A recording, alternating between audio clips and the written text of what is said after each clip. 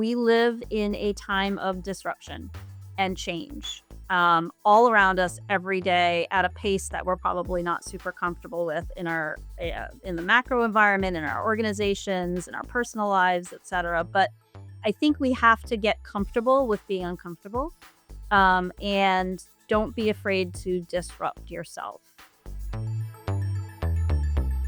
Hello, everybody. Welcome to the Audit Podcast. I'm your host, Trent Russell, and today on the show, we have Shannon Urban. Shannon is the Chief Audit Executive at Hasbro, and if you're not watching this on YouTube, I've got Shannon's LinkedIn profile pulled up. Her background is probably the best one I've ever seen. And again, if you're just listening, you're not watching the video, we get to see what Shannon's office looks like also, and it is hands down the coolest office that I've ever seen. So go check that out for just like a second, like skip to the middle of it, just check out Shannon's office. Some of the things that we hit on with Shannon is how she's upskilling her entire team for AI and analytics, topics that she is discussing with her CAE peers on various roundtables. There is a strategic initiative to reallocate about half of the full-time employees under Shannon, as we talk about the reasoning of that, the benefits behind it. It's a pretty interesting take. And then we talk about Shannon's mindset and being able to build credibility with the board. We've been hitting on that a decent amount the past few episodes. So that's something that you maybe are struggling with. I would highly recommend listening to the past probably 6 episodes where we hit on that topic pretty hardcore across each one of those. So with that said, here we go. All right, what's in either your internet browsing history? There's always good stuff there. And or your ChatGPT. I know your ChatGPT and Copilot Enterprise Wide up there, so either one. But what's been going on there? Anything, a personal use, professional use? What have you been doing? What have you been up to? I've been using ChatGPT a lot lately. It's like my new favorite toy. So on the professional side, I guess right now is there's a script sitting in there for a code of ethics and compliance training that's being developed for the company. It's kind of an instructor-led combo with live virtual. There's a game at the end, kind of this quest based off of Dungeons and Dragons kind of thing. It's going to be a really cool training session. And so there was an opportunity to incorporate some internal controls content and fraud risk content, like segregation of duties and ownership and accountability, things like that, into the training. So I took the script that was pretty much fully baked, plopped it into ChatGPT and said, hey, I'm looking to insert some content on these topics. And it generated suggested places like new slides, scenario questions, call out boxes, did you know, that kind of thing. And then pretty coolly, like in the Dragons Horde challenge at the end, right? There's part of the quest where you have to answer some questions around segregation of duties, which I thought was pretty cool. So that was fun on the professional side. On the personal side, I would say in my ChatGPT history right now is about 125 multiple choice questions around things like fraud risk, analytics, and cybersecurity. You would think I would kind of know some of that stuff already, and it's not for me. It was for my son, who is an accounting major. I was wondering how this was a personal thing. I was like, Well, okay. he's got a class in accounting information systems this Got it. semester, and so he had, I don't know, 3 finals happening back to back, and he was kind of stressing out about it. And I'm like, let me create you a Quizlet kind of thing, Yeah. and so we did that for him. I know you've taken, so especially with Copilot and ChatGPT and it being enterprise wide for everyone at your organization, most people, everyone. We're getting to everyone. Yeah. So our CEO is incredibly bullish on AI. And so he has authorized and is paying for everyone to get the full Copilot license, Enterprise and ChatGPT, as well as other specific tools to, for people to use on our creative side of our business. So text generation, Okay. video generation, et cetera. So we're going from like 0 to 60 on this Excellent. as a company. Okay. I've said it before on this. There was a McKinsey study. I don't know if it was even necessary to do this study, but it basically said, hey, the CEOs that are going full bore on AI are the ones who are leading in AI. So it's very much a CEO-led thing, and then that trickles down. similar with what we talk to CAEs. If it's the CAE that's like similar to you, Shannon, if they're like, hey, I built this thing using AI, or I use this AI tool that's outside of typical Copilot, ChatGPT, like I got this third party thing and I got it approved and this is how we're using it. Those are the ones where it's like everybody else on the team is like, yeah, I got this use case and this use case and this use case. Because when you see, especially you see Shannon using these tools, if you're not super techie and don't want, like, you just, it's not something you would naturally want to be curious about. You go, well, if Shannon's do it, I mean, I kind of have to do it. So, I think that's fantastic. That is huge right now to have that level of CEO support. Hey, everybody, we're going to take a quick break from our guests. And if you need to get analytics or AI actually working in your internal audit department, or if you already have some of it, you feel like you're not really getting exactly what you need out of it, there's more, you're not getting that, go to the show notes, look for the Green Skies Analytics link, click it. On the website, there'll be other links that you can click that'll take you directly to a calendar to schedule time. It's literally 3 clicks to get the time scheduled, to get it figured out. All right, back to the show. A lot of people have it. Everybody's eventually probably going to get it.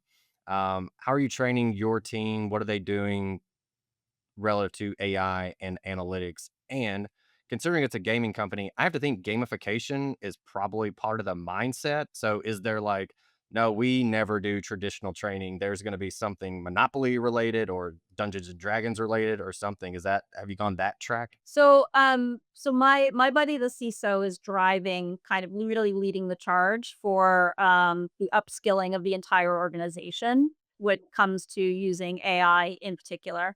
And so now that kind of everybody's going to have the license, everybody's going to have the capability. We want to make sure everyone's kind of starting off on a level playing field. So I haven't gotten a sneak peek. The training actually just started earlier this week for the first one, so I haven't seen it yet. Um, but there's a whole series of different things that will be rolling out over the course of this year. For my team, interestingly, we were a couple of us, myself, one of my directors, one of my managers, were kind of early adopters. Before the rest of the company got licenses, we got licenses to Copilot, and just kind of were playing around. And we also got early versions of the ChatGPT licenses as well. And so, um, you know, these two individuals in particular were like very quickly were like, this is amazing. There's so much potential here for us as an internal audit function, but also for the company, and dove right in, and kind of upskilled themselves very quickly just because they thought it was cool. It was totally self-directed. And so what I've done is said, okay, I'm going to harness that enthusiasm and that energy, and I have kind of asked them to lean in. So they've become champions for the finance organization, in terms of building up the skill set, the use cases, et cetera, across finance, not just internal audit, but all of finance. For internal audit, we've right now we've tasked everybody in the department to go through the LinkedIn Learning Copilot certification program. We just rolled out LinkedIn Learning as an organization recently, so we figured we'd take advantage of that free stuff that was available to us. And so between kind of mid-April and mid-May, everybody on the team is going to go through and get that certification. They'll get a little badge to put up on their LinkedIn profiles, et cetera. And then at our next staff meeting coming up in a couple of weeks, everyone's going to bring one example of how they've used it for personal productivity. And also one idea about how either internal audit or the business can use it, as well. And so it's kind of like we made it like a team challenge and a little bit fun, to your point. It's not a competition. Nobody's gonna get a grade or anything, right? But I've said I'm gonna dedicate time. You have the time to go do this training. We're all gonna do this together and learn it together. And then we'll move on to ChatGPT and agentic AI and all of that throughout the year. So that's one way we're just trying to raise the water level of knowledge on the team. I've actually shared that approach with the rest of the finance leadership team as well, and so they're now in the process of kind of building out a plan for their teams, Okay. as well. I really I like the personal aspect too when you add that. I've shared this story before, but that's really when I had to use this different analytics tool at this company, and I didn't really like it a ton, and so I tried to ignore it as much as possible. And then it was around the time of fantasy football season, and so that was one of my favorite parts was prepping for the draft and getting all this like data that ultimately never really matters. There's like one thing that actually matters. So if anyone's interested, they can hit me up and I'll let you know the one data point that actually matters in fantasy football that I found. But anyway, so I basically said, okay, I enjoy that personally. So that's what I'll use instead of doing it in my old tool. I'll do it in my new tool Mhm. to kind of get me over the hump of I hate this new tool. And so that's really how I learned a lot of what I learned, especially transferring those from one tool to the other. So I always try to recommend to people if you have like a hobby, and it was a little more difficult with analytics because if there's not basically transactional type data, you couldn't apply that Yeah. to, well, I like playing the guitar. And I'd be like, yeah, I don't really have, I don't have anything for that. Um, Yeah. but with, yeah, AI, there's a ton of stuff you could do with A something ton that's of stuff, not, and it's easier, I find, than yeah, analytics, and so, admittedly, in our department, we're way behind the curve on using analytics at all. Like, we hardly used it for anything, and it was always one of yeah, those things like, "Yeah, we get it. Yeah, we understand the value that it can have," but it's such a steep hill to climb. It's like learning how to play Magic the Gathering, right? It's just there's so much you need to learn about how it works and learn the tools and getting the data and all of that, that it just felt kind of insurmountable to us. But, we're now in a position where, we are getting serious about that as well. We just, we were an audit board shop, so we purchased the audit board analytics capability, which will kind of leapfrog us, in some of the things we're able to do there, and then we'll kind of see where we go from there with it. But, we were more in the mindset of we could maybe try to build this ourselves and invest, but we just didn't have a lot of success with that over the last few years, so we just went the buy it route. okay. So we got Dungeons and Dragons and Magic the Gathering so far. I think we're gonna make a drinking game out of every time you mention a A game, product. or a This is toy, not yeah, a or a sales product. not a sales Yeah, pitch yeah, I by like it a any ton. means. Um, what about the feedback? I've heard this from a couple audit departments already who have like kind of spearheaded it and said, we're going to take this on, we're going to crush the AI thing, and then finance or someone else uh, through osmosis kind of hears about what's going on and they go, well, that's cool. Can you teach us how to do what you're doing also? Have you gotten a lot of that also where people are now coming to you going, audits like the AI leaders of our organization or one of them? Not yet, but I fully expect that to happen. We've had a couple of folks in finance who have reached out to one of my senior managers who said, "Hey, I'd really love to use AI somehow to help me review manual journal entries at the end of the period. Like, can you help me think through a use case there and figure that out?" So, like, yeah, sure, we can help you with that. We've been spending a lot of time with other parts of the organization developing bots or helping them develop bots to make their process easier over the last couple of years or so. So now it's kind of like, okay, well, is the bot the right answer or is an agent maybe a better answer? And so I can see us kind of getting into that kind of from an enablement perspective as well. I did a roundtable for an IAA, like a IAA CAE roundtable for a chapter last week, I think. And I had 6 topics, shared the agenda, shared the screen. Hey, here's 6 topics. We'll take it wherever you guys want to go. There's like questions within each one of those that we could bounce off each other and discuss. And I said, we'll take it wherever you guys want to go. They're like, this is your thing. We'll do it. AI, of course, was the first topic that was selected. After all the intros and all that kind of stuff, 40 minutes in, we're still talking AI. And this is after probably twice as the facilitator. I was like, okay, do you guys want to move on to anything else? And they're like, yeah, except one more thing. Like, you want to move on to anything else? Yeah, yeah, yeah. But just one more thing on that. And I think we ended with a few minutes on KPIs was the last thing they wanted to talk about. With all that said, any of these CAE roundtables or in talking to your CAE peers, what are you guys talking about? Yeah, and I do a lot of networking. I have a lot of groups that I'm connected with, see other CAEs, both industry wide and otherwise. Been to GAM, other IIA events, and I think AI. If it wasn't every third session, it was like, there was an AI component in pretty much every session I went to, regardless of what the topic was. So absolutely AI, that resonates. And a lot of it, people are at different places with this, right? You've got people who are building their own LLMs, and then you've got people who are like, okay, how do I get started? Like, what should my AI governance policy include at my company, right? It's just all across the spectrum. So it feels like there's a lot of discussion there, and it's a lot of, everyone trying to figure out how can we help each other navigate through this, and Yeah. figure it out for our companies. So that's definitely been a topic of conversation in every interaction I've had. I think for me as well, because a lot of the roundtables that I participate in are kind of industry focused. It's been about tariffs, Yeah. and supply chain and agility as well.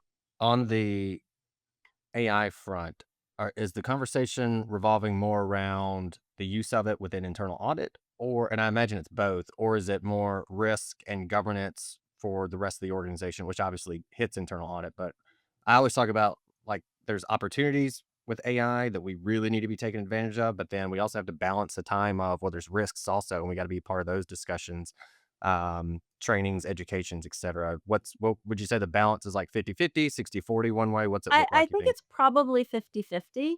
Yeah, Okay. I mean, certainly the earlier conversations were around, "Okay, help me understand what I need to know so that when I get my arms around what our company is doing, I can evaluate whether we're, aware of all of the newer risks that are being introduced and things like that." So that was kind of more understanding the governance piece. Very quickly, though, it went to, okay, this is valuable for the company. This is really valuable for us too, in terms of our own internal audit processes. So I think a lot of the recent ones I've been in have been sharing of use cases. So different CAEs kind of getting up and saying, this is what we've done in our team, and this is how we're using it for risk assessment. This is how we're using it for planning and scoping of a project, for data analysis, whatever it Yeah. might be, and sharing those use cases so we can learn from each other that way too. Okay. What I haven't heard a lot of conversation on, but I am more, focused on, because I also have responsibility for the SOX program at our company, is, what is, as people start using generative AI in the business, in their processes, and perhaps even in the performance of their controls, what new risks do we need to be thinking about from a SOX perspective, seems to be getting a little bit of buzz, as well as we try to figure that one out before we get too far into our SOX cycle this year. I think you're the one that's kind of kickstarted that conversation amongst a lot of CAEs and sent me over a 51-page PDF on the topic as well. Well, it hits on some of it, but from your learnings, now maybe I can share mine also. I'll summarize basically what you and I talked about earlier so that you don't have to hear the exact same thing again. But anything you could share high level 80/20 on AI with SOX right now? So I think, we had a team debrief on it this morning. We met with our external auditors yesterday who had created that 51-page thought leadership piece. We're all kind of at this point now where we are now trying to figure it out together. They are at a place where they can say, this is how we're going to treat it during our audit process. This is, what we want you to be thinking about management from a controls perspective. They're just not there yet. So it's an evolving area, without a lot of hard, clear, fast rules yet, where kind of everybody's on the same page with them. But there are some basic things like, the need to understand, your data going in, completeness and accuracy, IPE considerations. What's the output coming out? And, can you get comfortable there that it's complete and accurate as well? Little less clear on what happens in the black box in the middle, and that's still an open question in my mind. But then, from a SOX perspective as well, like, what documentation do you need to keep? Um, how do you demonstrate completeness and accuracy when you don't know what's happening in the black box, and how you're leveraging that output? Um, that's, I think, still needs to be hammered out a little bit more. Yeah. Basic IPE considerations. Um, I think on the documentation front, it's the more the merrier at this point. yeah. Yeah, Yeah. people love keeping screenshots and, yeah, Yeah. documents. Do you just keep the whole chat? I don't know, maybe, Hmm. right? I think So, so. Yeah. to be determined. But, the other thing that we're realizing very quickly is we need to provide some guidance to our control owners. So as now in our company, Hasbro, everybody's got the power, and the CEO is saying, charge, use it, drive productivity, make your processes more efficient by leveraging this technology, this capabilities. um, you know, People need to know where the guardrails are, and the considerations. If you're a control owner operator, like if you decide to use it in the operation of that control, what does that mean? We Yeah. don't end up with a deficiency down the road. The control owner education is huge. I doubt anybody's going out and looking at that specifically to understand that. I'm sure there's some, but for the most part, I think that's going to have to be a internal audit led initiative. The other thing, if I offered a practical, pretty easy to do tip, we'll call it for now, is I know relative to AI governance, there's always this struggle to basically get a list or a database of all the AI tools that are being used within our organization. Like everybody struggles with that. And so since we audit are out there all the time, whether it's SOX or operational, as like put some kind of checklist, you can call it, or questions in your walkthrough documentation or whatever it is you see a control owner. And even in SOX, I would say for each given SOX control, as you talk to those control owners, how are you using AI to execute this control? I wouldn't even ask if you are. I would say, how are you doing it? Because if it's an if, they might not be, as likely to tell you. But if you say, how are you using it? They're going to go like, okay, like, yeah, they know, so how are you using it in the execution of this control?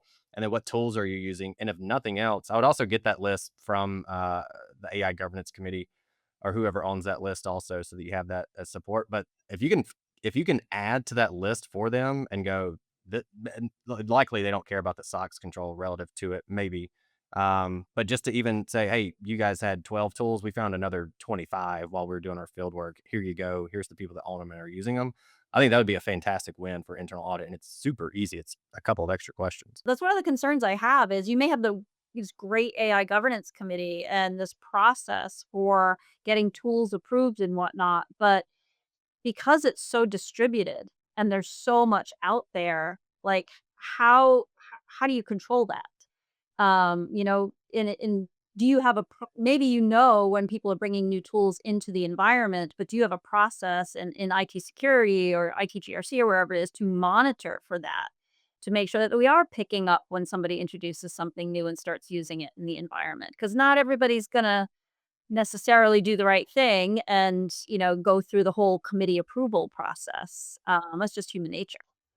Yeah, and it's too easy to get these. So it's kind of like I was thinking about this, the user acceptance, like whenever you download software and it's 1,000 pages long, and you go, "Yep, I read that." Click, and you're done. It's similar, I think, to AI, and then you just go, "All right, I know this thing can do my 8-hour process in 2 minutes, and so yes, I want that immediately." And there's, I mean, like $5 a month for some of this stuff. I mean, it's so dirt cheap. Also, the pro ChatGPT is 20, and then the one up from that is 200. So maybe not the 200, but $20. That's a Netflix subscription. Yeah, and I mean, we're also thinking about it too for our organization because we are a creative organization, right?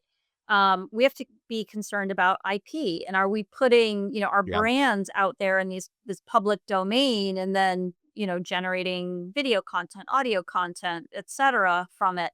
What are our policies around that? In fact, we've been very explicit in one of our divisions that said we are not going to use generative AI to generate artwork because we value what the artists bring to that as a craft. mhm, But other parts of the organization, like for toy design, we might be using it significantly, right? So yeah, you don't want to be putting your IP in jeopardy as well. So there's lots of different things to be thinking about that might not be got on it. everybody's radar right now. All right, and then I think there was another reference to a potential product. I wanted to make sure I had this right for those playing the drinking game at home. You said we have the power. Was that a He-Man reference or no? That was not an intended reference to anything. No. Okay. No. Okay. I didn't know if it was I have the power, the He-Man thing. Okay, we'll strike that off. If people are playing at home, feel free to continue with whatever you want to do there. Um, all right. So, and I don't think this was related to AI, but I'll let you kind of tell the story. There was a pretty decent size resource allocation within your internal audit department. I'm just going to tee it up like that and then kind of let you take it over. Tell the kind of the backstory of that, where you are now, the impetus behind it. Sure. Yeah. So about a year ago, we went through a major change in internal audit, completely restructured our org model. We realigned our mandate and our focus, and we reduced our headcount from 25 down to 11, and then brought in a significant co source partner.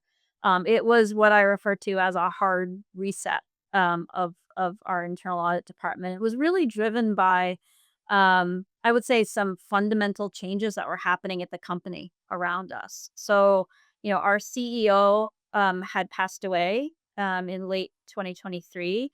And that just triggered kind of a cascade of turnover at the ELT level in the organization and much of our senior management team as well. And so the company embarked on this huge transformation journey.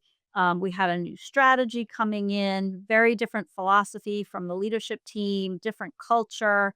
The previous CEO had just, for example, bought a film and TV studio because they were like, we want to use that as a vehicle to showcase our brands. And the new CEO was like, that's not core to what we do at Hasbro. We're gaming and toy and play company, not a film and TV company. And so we sold the thing less than 3 years later, and now making a big bet on digital gaming. So all of those changes that were happening in the company was driving kind of different needs and different expectations from internal audit.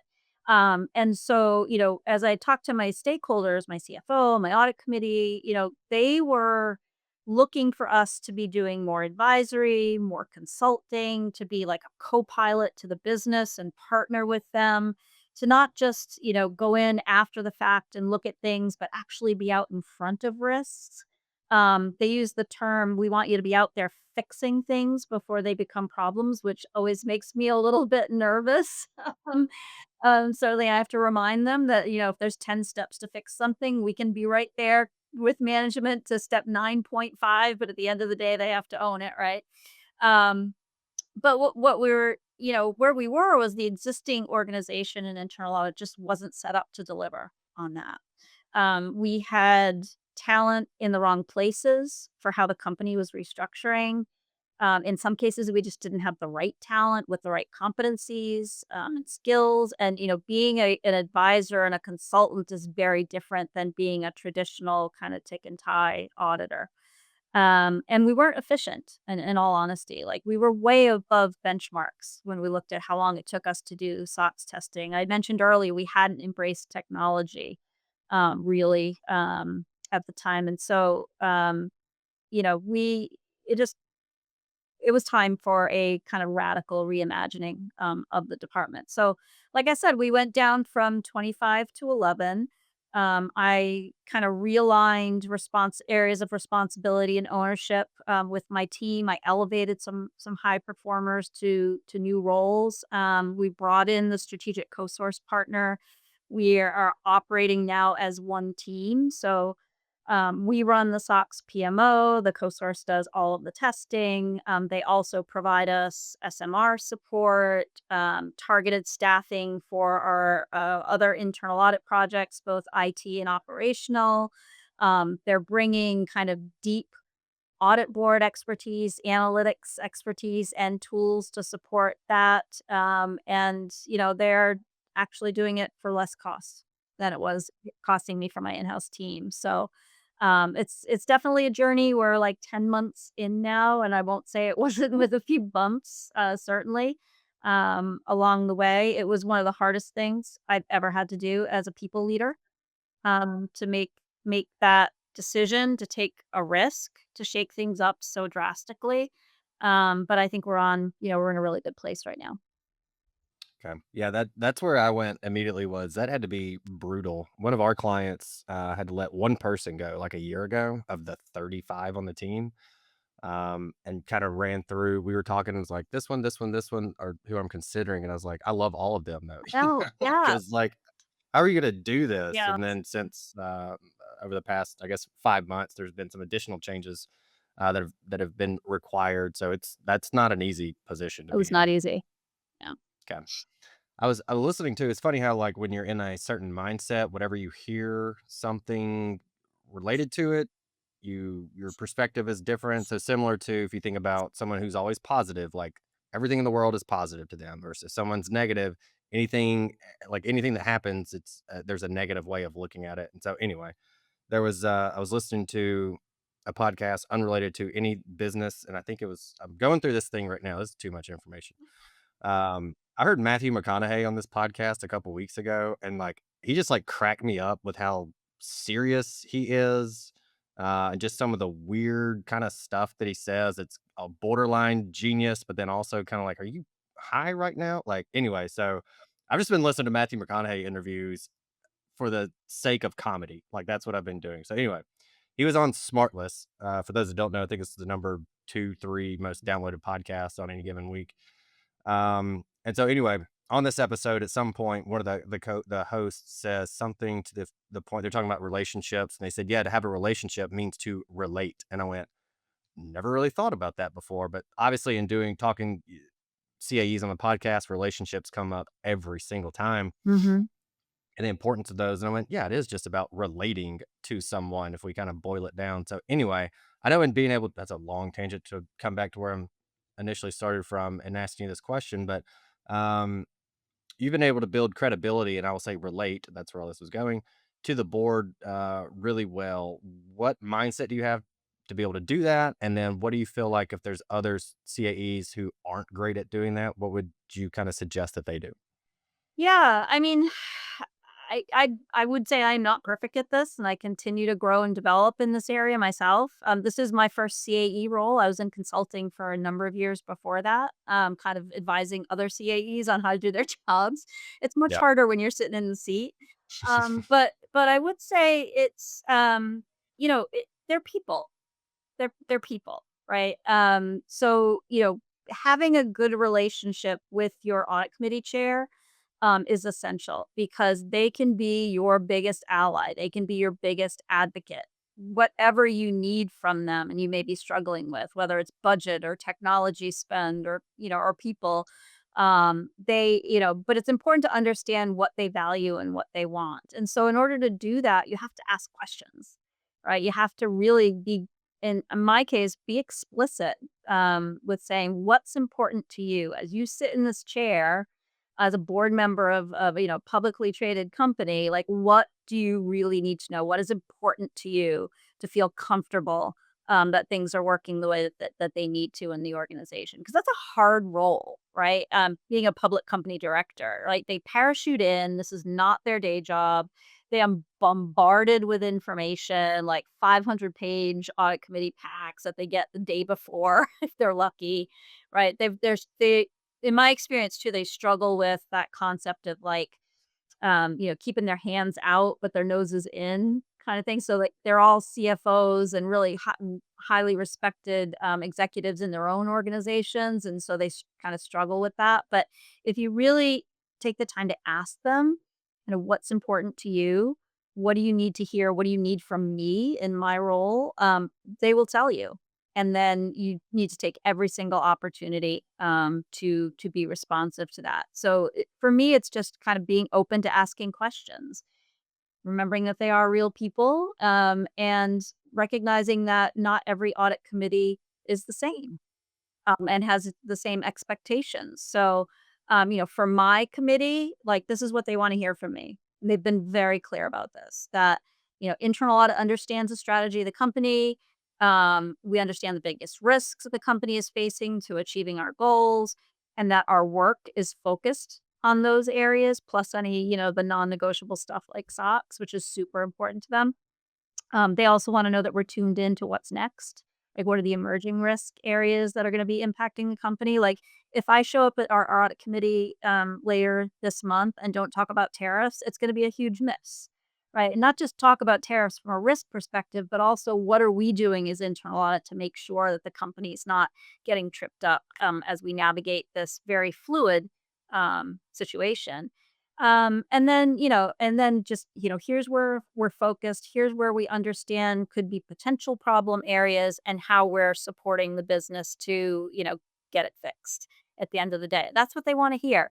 And if you have more than 10 minutes to communicate all of that in the meeting, you're lucky. So it's super important to be crisp. It does or any relationship building. I'm an introvert myself, so it's kind of something a muscle I've had to build and flex over the years. But just have a conversation and ask questions, and people will talk. I really like simple solutions. And when one of those solutions is if you don't know what someone wants, just go ask them what they want from you. And I think if anyone does that who hasn't done it already, I think immediately you're going to start to see a better relationship with the board, with the audit committee, just by giving them basically what they want. Sometimes it can be hard for them to know exactly what that is, especially depending on their background. So we always advise like take a list of options to give them and go, here's everything that we can give you. Pick what you want from this. We will give it to you Yeah, within reason, of course. There's also this balance of you have to show as a CAE what you want to show them that they might not have asked for because we have to brag on ourselves a little bit. So there's a bit of a balance there there, but is. I love the just go ask. Okay. Anyway, with all that said, Shannon, thank you a ton for coming on. I'll give the mic to you. What do you want to leave the audience with? So this is you gave me kind of carte blanche for whatever I wanted to share. But I think the thing that's kind of most Yep. meaningful for me right now in this moment is that, you know, talking with other internal auditors, like, don't ever be comfortable with your status quo.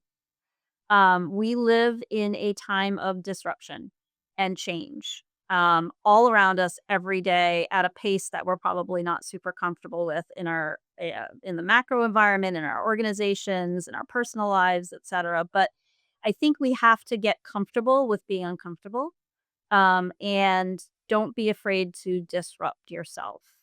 It could be, a growth moment. And I've found, by disrupting my team and kind of taking a completely different tact here at Hasbro, that it has been a growth moment for me as a experienced internal auditor, both on the personal side and the professional side. So don't be afraid to shake things up. I know I said I was going to let you close this out. I did have one more Oh, question. I've never done this before. I've always let the guest close. You said earlier you use ChatGPT to make like a Quizlet for your son. He's in school. Where's he going to school? my son is a senior at the University of Alabama. Roll Tide. Roll Tide.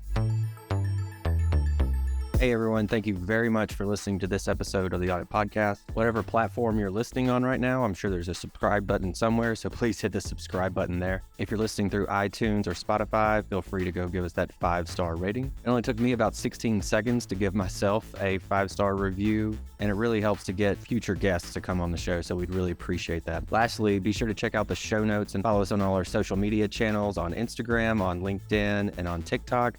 Also, if interested, please sign up for our weekly newsletter from the Audit Podcast. Thank you all. Have a great one.